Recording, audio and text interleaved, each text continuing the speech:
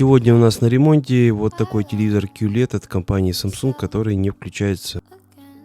Укладываем наш телевизор поудобнее для его разборки.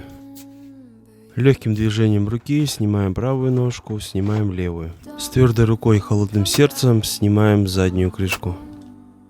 Крышка очень тонкая, можно ее сломать и будет прилипалово. Обратите внимание, что подсветка включается и сразу выключается. Для диагностики телевизора отсоединим один шлейф от матрицы и попробуем включить. Вставляем вилку в розетку, замечаем, что телевизор стал включаться и издавать звук, значит дело у нас неисправная матрица. Демонтируем все основные компоненты телевизора от матрицы. Клиент согласился на замену матрицы, потому что это дешевле, чем покупать новый телевизор Samsung в магазине. В сборке телевизора ничего интересного, то же самое, как и разбирали. Телевизор включился, а вы напишите в комментариях, чтобы лучше бы он его выкинул.